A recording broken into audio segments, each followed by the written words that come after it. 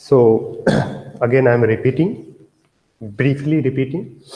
So we have, talked about learning system, right? We have talked about operant learning system, conditioning learning system, right? And learning by observation. And now we are going to talk about something very interesting, that is memory. So, in literal sense, we define memory the persistence of learning, right? The persistence of learning over time through the storage and retrieval of information. How did we uh, define learning? Learning is a relatively permanent change in individuals' behavior due to experience. Experience is needed for learning. Without experience, you cannot learn, right? So, way of so, and how do we learn? Because our mind has potential to associate something, right? And what is the biological articulation of uh, explaining this associative learning? We learn to associate two stimuli, right? In which theory we talked about the association of the two stimuli, that is classical conditioning. Pavlov experiment, right? Pavlov experimented on dog, right? Salivation and ringing the bell, and after giving food, right? So the dog's mind associate ringing and start to salivate, right? So this was the example of classical conditioning. We learn because of some good consequences or bad consequences, right? So when response plays a very significant role in terms of learning, response and its consequences, that is the theory of operant conditioning, a Skinner theory. And we also learn, by observation, right? Even a dog, yesterday we watched a video, right? And where we, saw like how dog learns by watching television, right? So in classical conditioning, what is classical conditioning? Can you recall? Yes, sir. So what is classical conditioning?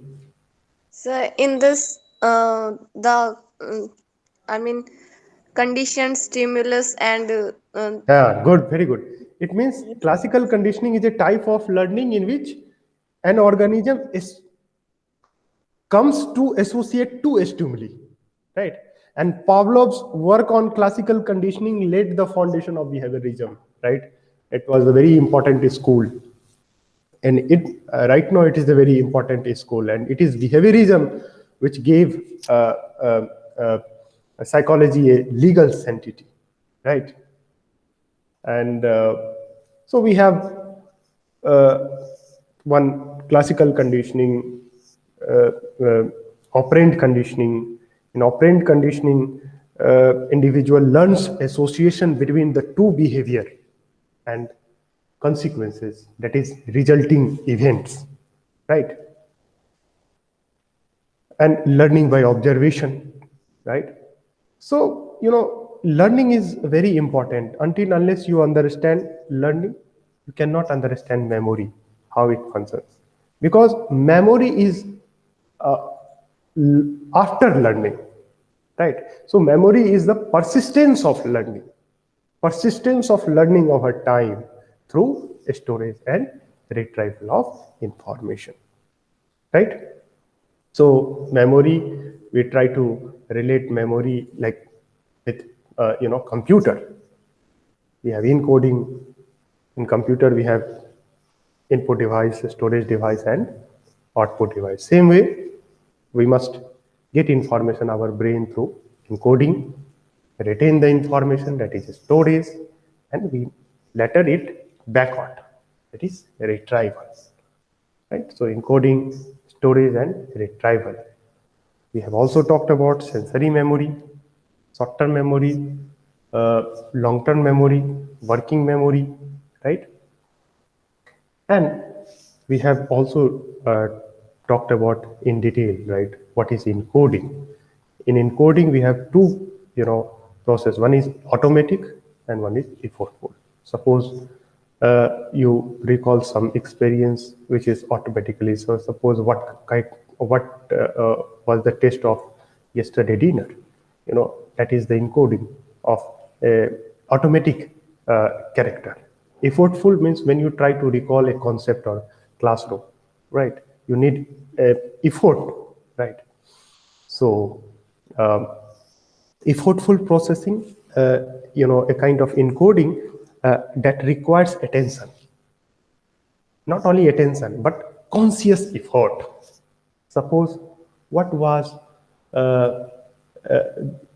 the concept that you learned in previous class.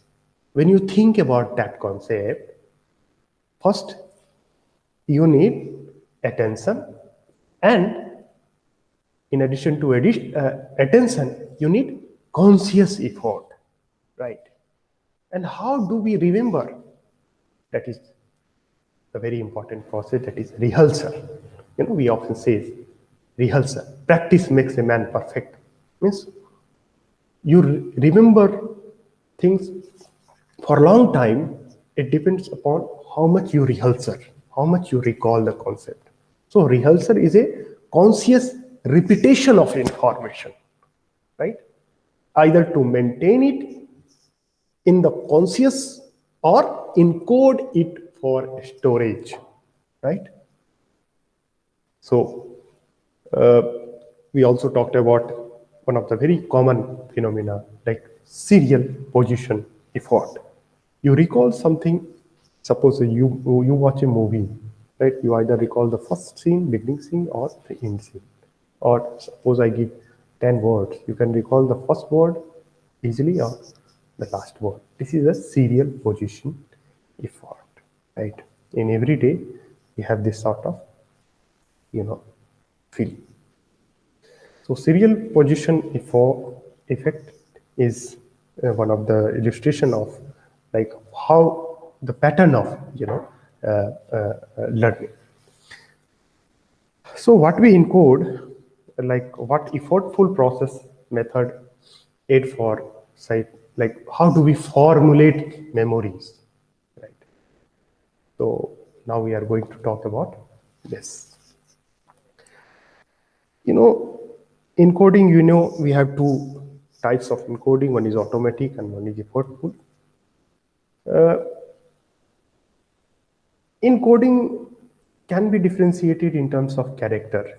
Like, suppose there is a encoding called visual encoding. Means, suppose you want to remember an image. That is, you want to remember a sound. That is known as acoustic, acoustic, chaotic encoding. Semantic encoding, when you understand the meaning, right? That is known as semantic encoding. So visual encoding, acoustic encoding, and semantic encoding. In visual encoding, the encoding of picture image, the encoding of sound, especially sound of words, right? That is acoustic encoding. the encoding of meaning, including the meaning of word, that is known as semantic encoding, right? So we have also level of encoding, right? Suppose सबसे ज्यादा चीज आपको क्या याद होता है? जो चीज आपको दिखाई देती है, राइट, विजिबल इनकोडिंग, वो ज्यादा टाइम तक याद होता है। फिर जो चीज आप सुनते हो अपेक्षाकृत कम टाइम तक याद होता है, और जो आप रीड करते हो वो बहुत कम टाइम तक याद होता है, राइट? इसीलिए आपने देखा होगा when you visualise something, right, suppose you want to understand concept, you want to, if you visualize that concept in everyday life, right, you can not forget that concept. You listen something like rhymes, right? Rhymes remembering is an example of acoustic encoding. When you read something and understand something, that is known as the semantic encoding, right? So this is a way of processing, level of processing, right? So visible encoding can talk about, even I can give, if you can come in classroom, then I can have some experiment, but I cannot show that, I cannot do that experiment on online, because it really needs some kind of activity. You need very physical presence for that matter. So don't worry, we'll experiment when you come in classroom physically, then we'll have experiment on this, right? So encoding we have talked about, and we'll have experiment on encoding. Then we just try to understand what is storage. Storage means retaining information. At the heart of memory, is a storage, right? So if you later recall something you experienced or you experienced, you must somehow have stored and retrieved it, right? Anything stored in long-term memory lies dormant, waiting to be structured by cues, right? So what is our memory storage capacity? So let's first start with the first memory storage noted in the 3-stage processing model. So again, we need an experiment. It's like in psychology class, you must present physically, because unless you present physically, you cannot understand some of the important concept, right? What is sensory memory? I have already talked about how much you recall, like there is an experiment known as momentography photographic experiment. So how can I do?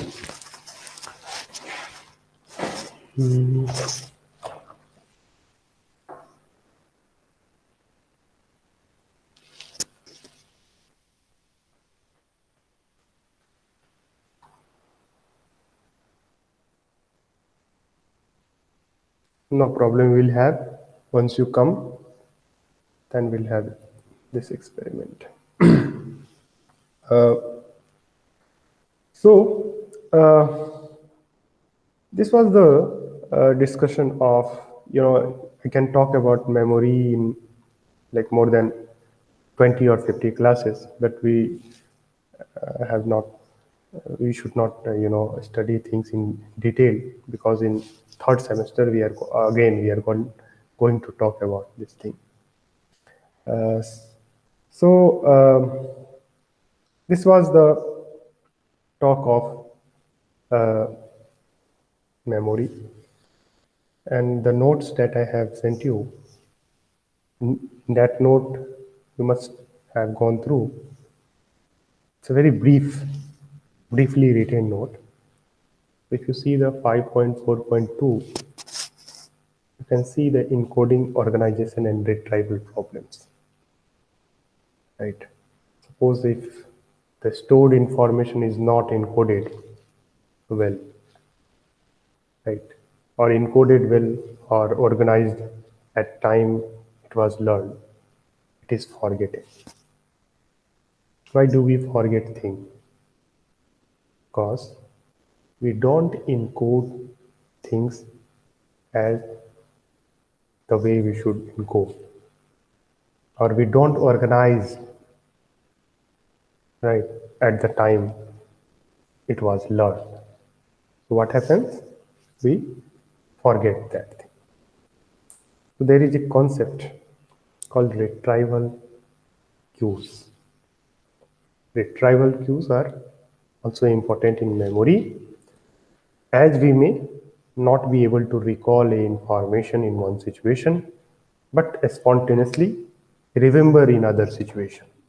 This is called the retrieval cues. It has some relation with the unconscious mind, because whatever information you can remember, you cannot all remember or recall all information. Means you cannot consciously recall that thing, but that thing is available in your mind, in the part of unconscious mind, and you are not able to recall that thing. But after some time, usually this happens in your examination. Suppose in examination one question is given and you know the answer, but you are not able to express. वो बोलते हैं ना, मुंह में है but वो जबान पे नहीं आ रही, right? It means you know that thing, but you are not able to recall. But what happens after examination? You come outside and suddenly you can recall that thing, right? It happens.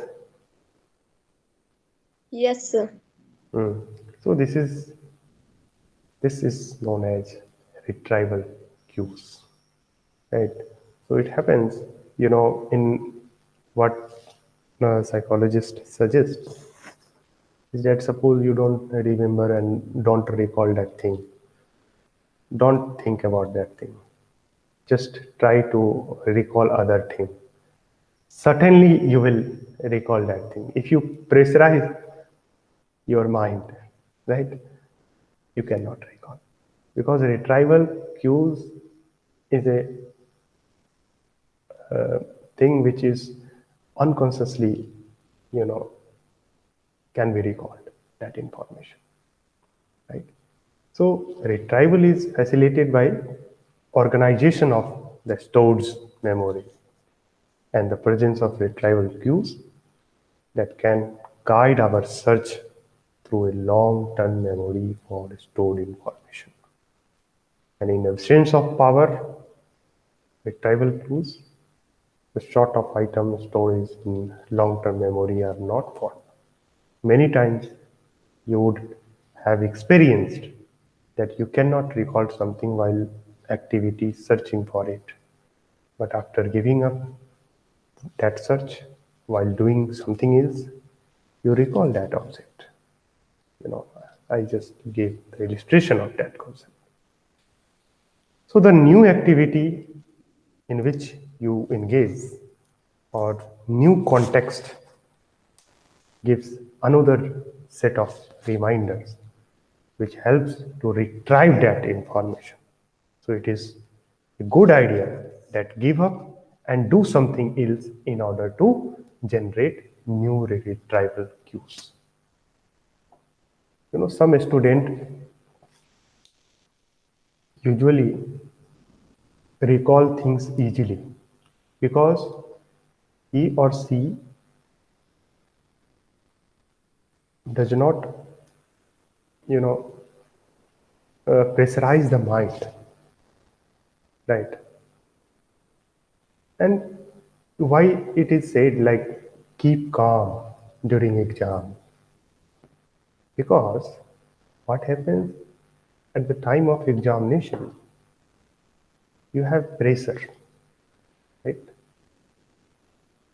And in pressure, your motivation does not work, right? Your conscious effort does not work.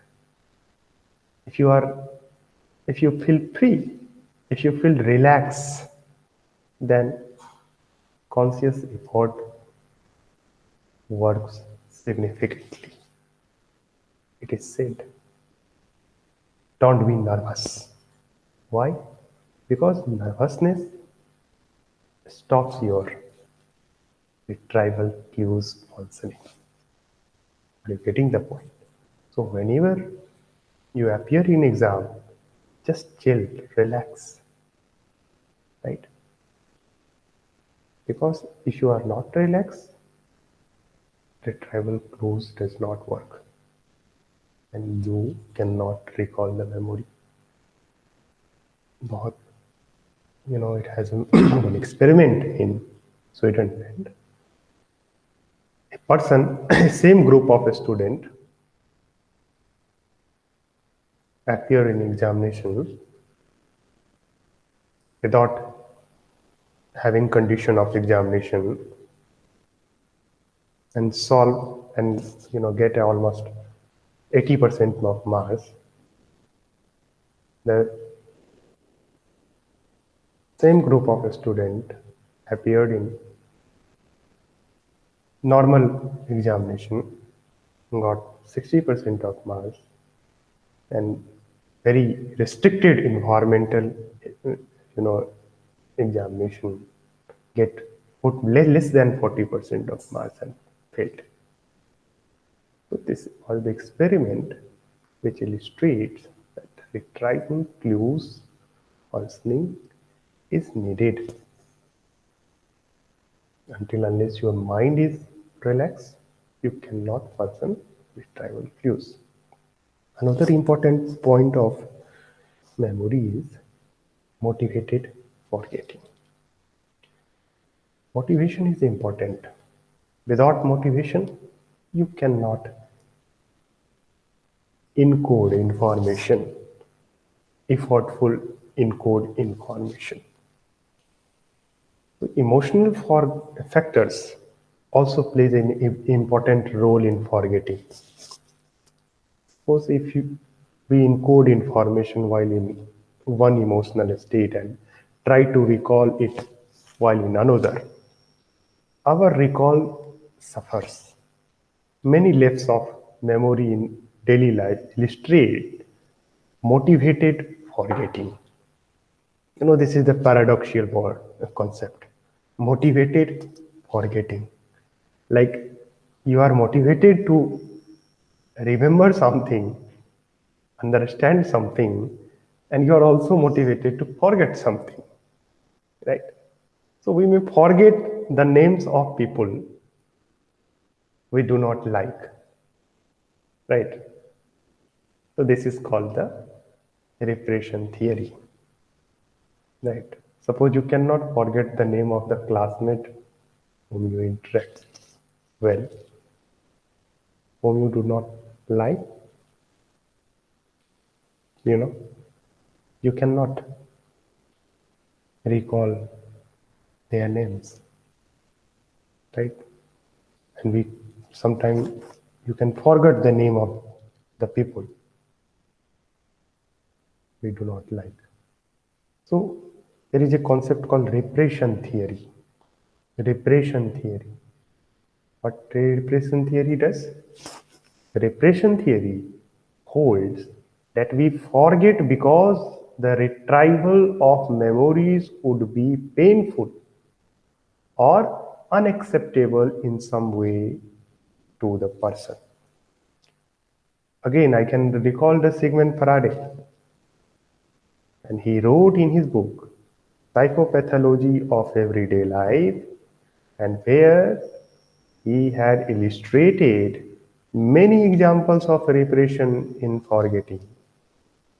And repression includes retrieval failure or the associations of threatening, anxiety provoking information. What is anxiety? Anxiety is something which is the,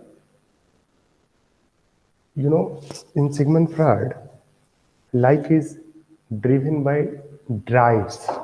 No, drives which is hidden, which is the part of id.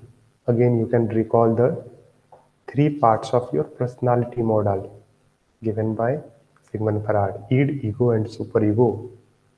Id is something biological in nature, that is the source of energy. You are not what you think you are actually what you hide. जो आप छुपाते हो वो आपका असली personality है. And when you are not able to express that drive, what happens? Anxiety comes into the picture. Sigmund Freud says, man is the victim of culture, his culture, and anxiety is caused because of the culture. Our superego does not allow to express that feeling. What happens? We become anxious, right? What are the natural or biological drives? Sex, hunger, right? Like violence. So we'll talk about, when we talk about Sigmund Freud in detail.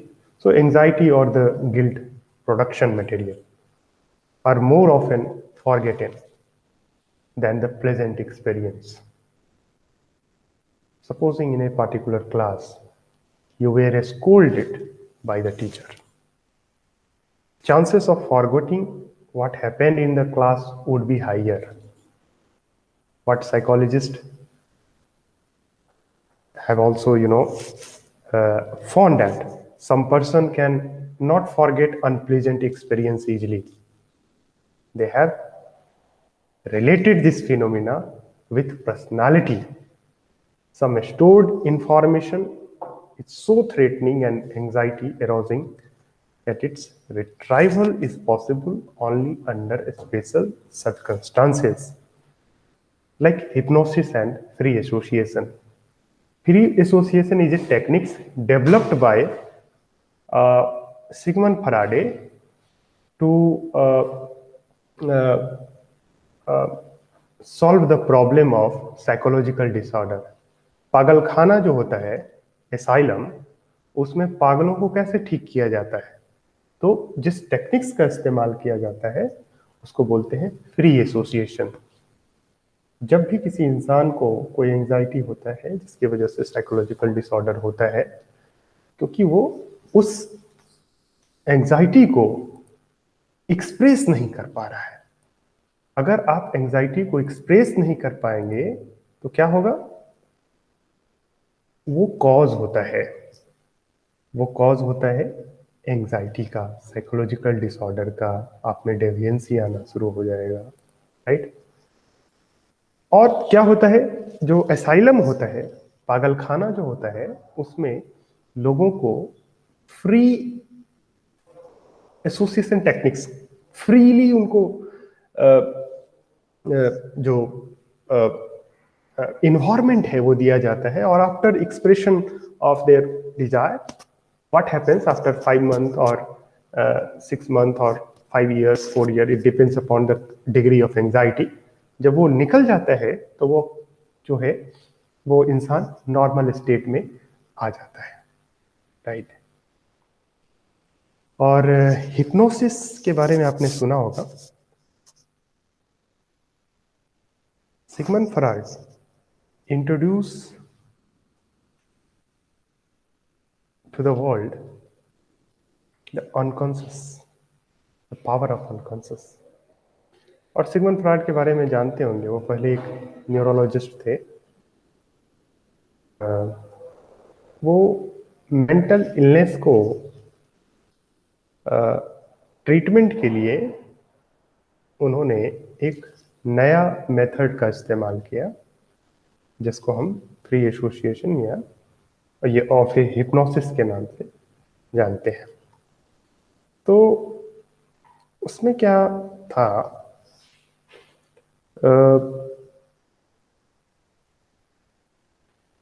Hypnosis के बारे में हम पढ़ाएंगे जब हम उसको unconscious mind के बारे में और सिगमंड फ्रॉइड के डिटेल के बारे में पढ़ाएंगे, तब उसको और भी ज़्यादा हम उसको एक्सप्लेन करेंगे।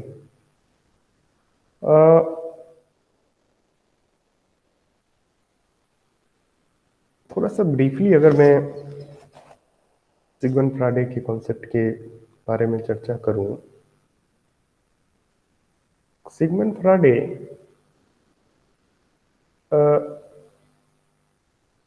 was a neurologist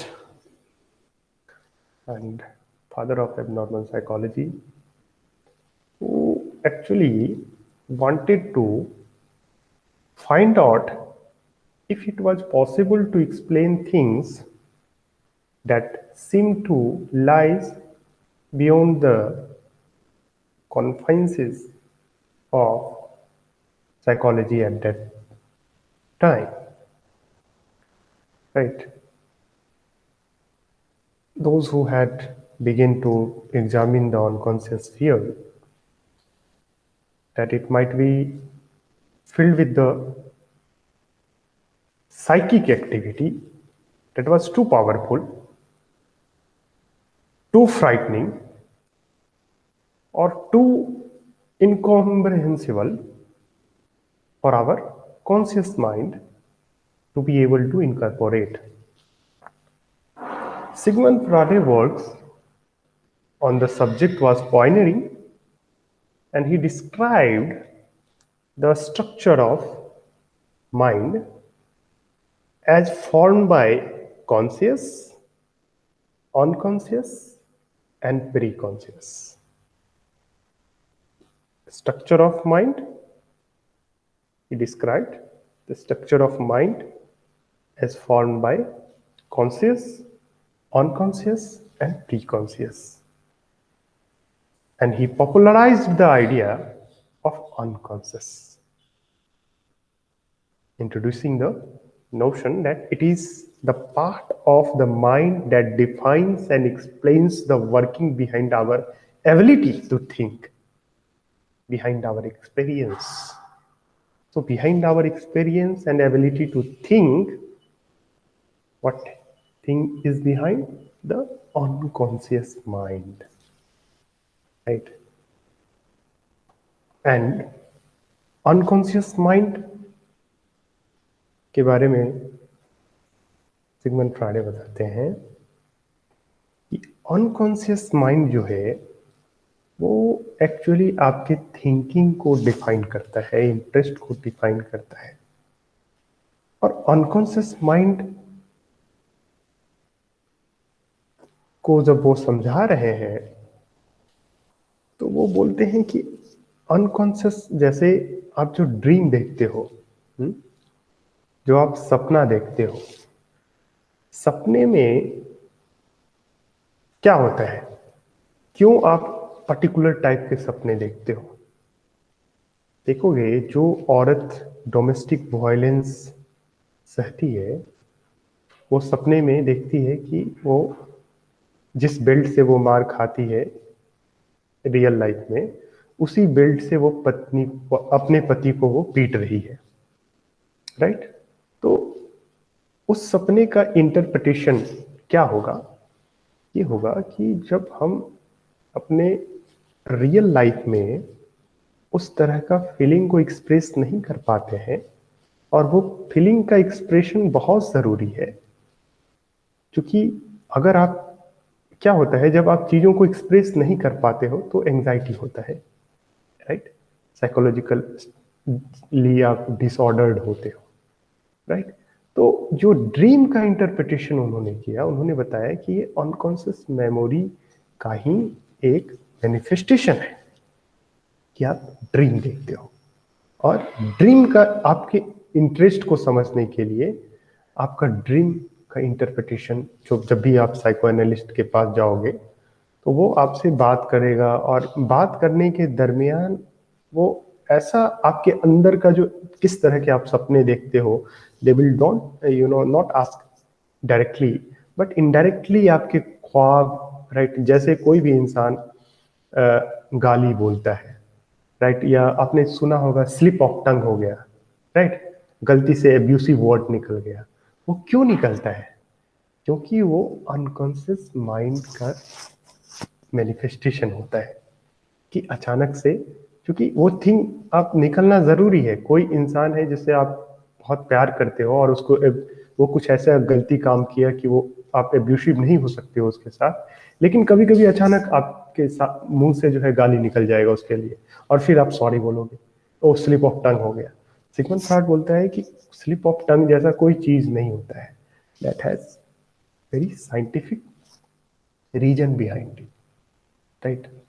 हम लोग क्यों वुमेन सेंट्रिक गाली देते हैं?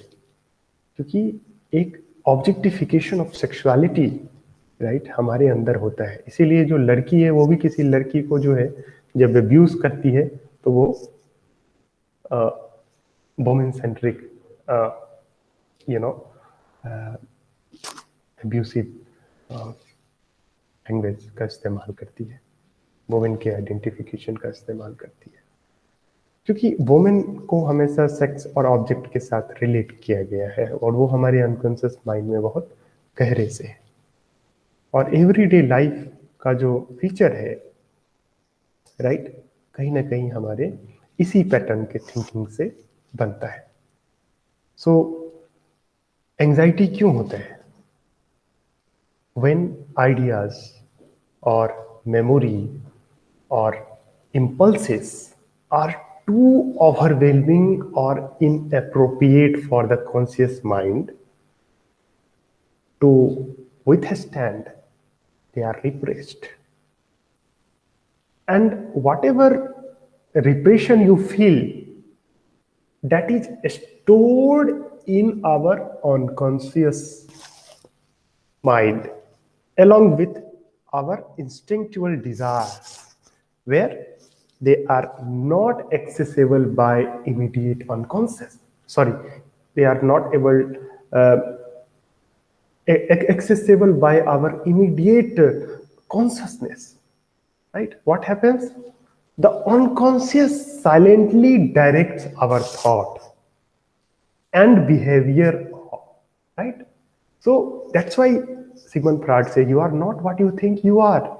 You are actually what you hide, because you silently in terms of your thought, in terms of your behavior, your unconscious mind works, right? So whatever you behave, it's not your conscious behavior, that is caused because of the unconscious desire, and that unconscious silently directs your thought, directs your interest, it directs your behavior. And what happens? The differences between our unconscious and conscious thought creates a psychic tension. Why we are tensed?